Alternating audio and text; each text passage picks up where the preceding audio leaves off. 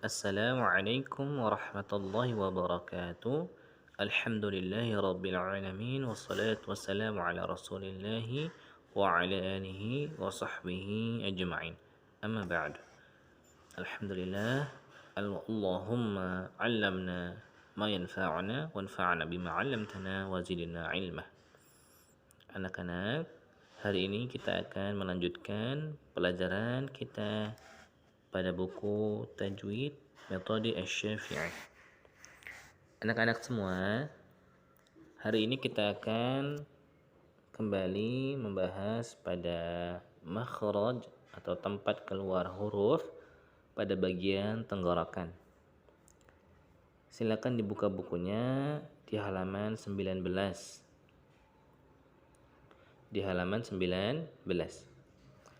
Alhamdulillah, kemarin kita sudah membahas makhraj, yaitu tenggorokan bagian bawah. Kita sudah berlatih pada huruf-hurufnya. Dan hari ini kita akan memulai belajar pada tenggorokan bagian tengah. Tenggorokan bagian tengah terdapat dua huruf pada makhraj ini, yaitu huruf ain dan ha.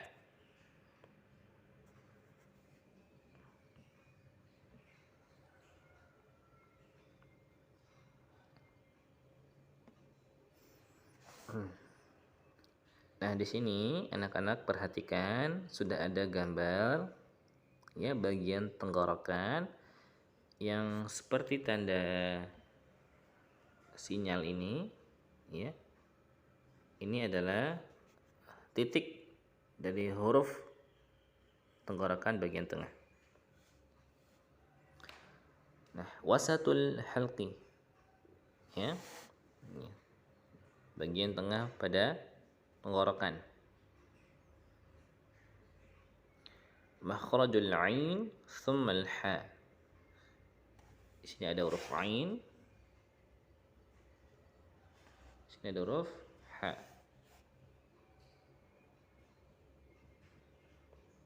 Nah, anak-anak, yang pertama kita akan melihat pada huruf ain. Di huruf ain, perhatikan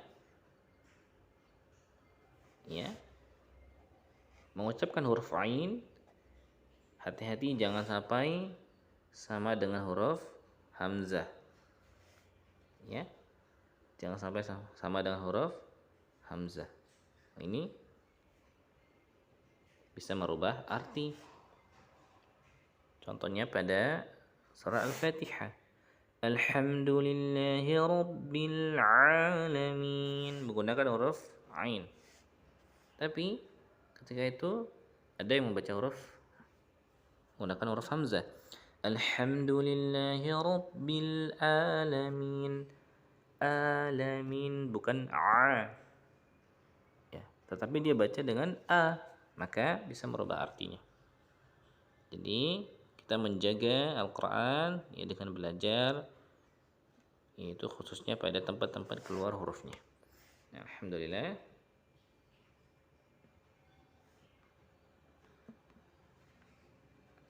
Berikutnya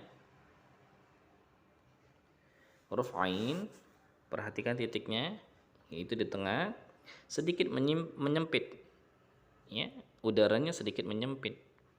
Jadi penekanannya cukup kuat. A.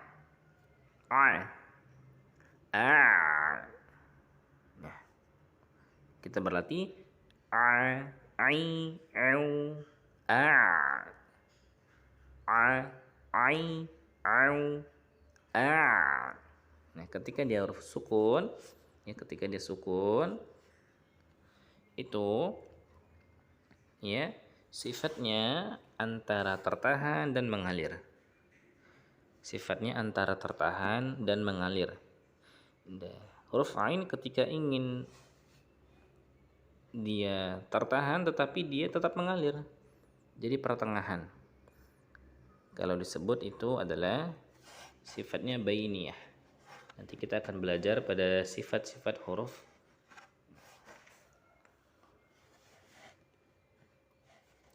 Nah, di huruf ain ini ya, hati-hati terjadi kesalahan ya, bisa merubah arti. Kemudian ketika sukun jangan sampai berhenti. Ya, jangan sampai berhenti. Yadu'ul fadzalika alladhi yadu'ul yatim. Mengalir hurufnya. Yadu'ul yatim. Ya, kalau ada yang membaca fadzalika alladhi yadu'ul berhenti hurufnya. Berarti mengurangi sifatnya. Ya.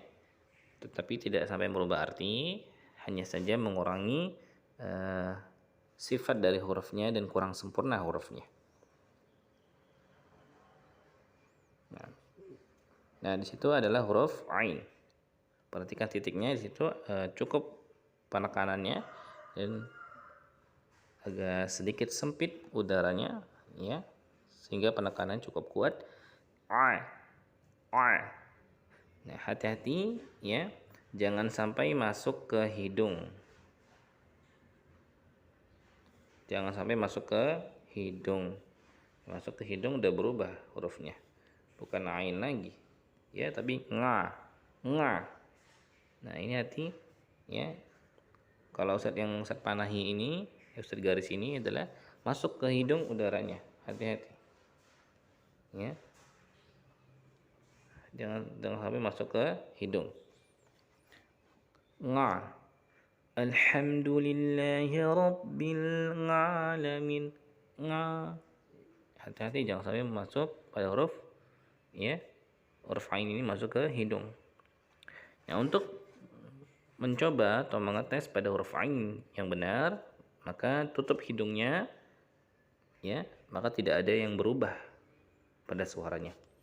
Ustaz coba ya, tidak menutup hidung ya. Ustaz coba yang pertama yaitu tidak menutup hidung. Kemudian Ustaz tutup hidungnya. Tetap ya, tidak ada yang berubah. Berikutnya kita lanjut pada huruf H.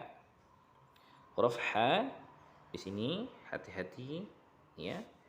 Jangan sampai dia menjadi huruf H besar. Ya. Jangan sampai dia menjadi huruf H yang besar. Contohnya di mana, Ustaz? Contohnya pada surah Al-Fatihah kembali yang lebih mudah.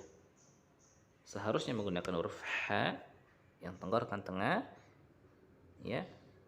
Tapi jika ada yang membaca huruf H ya pada bagian bawah, alhamdu, maka bisa merubah arti.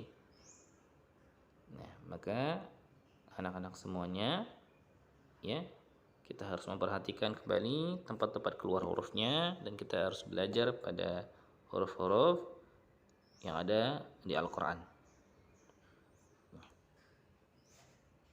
Kemudian ya, hati-hati jangan sampai merubah huruf ya H di mana tempatnya, perhatikan titiknya. Nah, di sini huruf H agak naik sedikit. Dan ruang udaranya cukup lumayan ya. Terbuka daripada huruf ain. Nah, huruf H itu sifatnya kalau Ustaz sampaikan itu udaranya mengalir. Jangan sampai tertahan.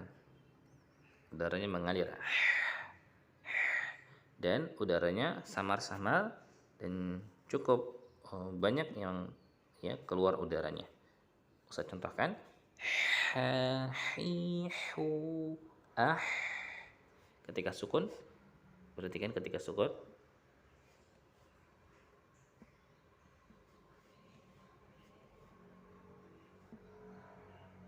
Nah, nah, dia dia tetap mengalir. Kemudian ketika berharakat, maka jelaskan makhrajnya bersama sifat-sifatnya. Itu sifatnya udara yang mengalir. Kemudian udaranya samar-samar. Ha, hi. Ya, ingat tempatnya di tenggorokan bagian tengah. Hi, hu, hu. Ya, agak ditekan sedikit. Ha, hi, hu. Bersih, jangan sampai sama dengan seperti huruf kha. Ya, jika ada yang mengucapkannya seperti huruf kha, maka salah juga. Ya, berubah arti bisa jadi. Ya. Nah, alhamdulillah. Oke, singkat dari Ustadz. Ya, yang Ustadz perhatikan, ya, anak-anak semua perhatikan kembali pada makhraj hurufnya, ya, titiknya, letaknya di bagian tengah pada huruf ain dan huruf ha. Nah, huruf-huruf ini dikatakan tipis, ya, pertengahan. Mengucapkannya dengan pertengahan, tidak terlalu tebal, jangan tapi a. Kemudian huruf ha pertengahan juga, ha. Nah, jangan sampai berubah artinya seperti huruf ain, ya, merubah artinya menjadi huruf a. Kemudian huruf ha bisa berubah jadi huruf kha misalnya. Nah, ini bisa, ya, bisa berubah huruf.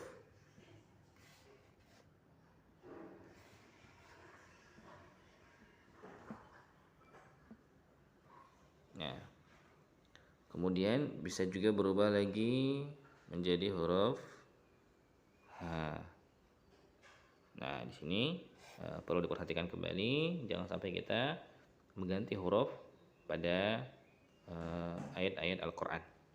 Ya, alhamdulillah.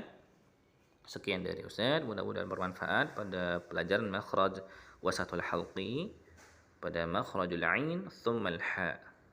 Nah, Allahumma 'allamna ma yanfa'una wanfa'na bima 'allamtana wa zidna 'ilma wa sallallahu ala nabiyyina Muhammad wa ala alihi wa sahbihi ajma'in.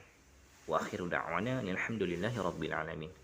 Subhanakallahumma wa bihamdika asyhadu an la ilaha illa anta astaghfiruka wa atubu ilaik. Tsumma assalamu alaikum warahmatullahi wabarakatuh.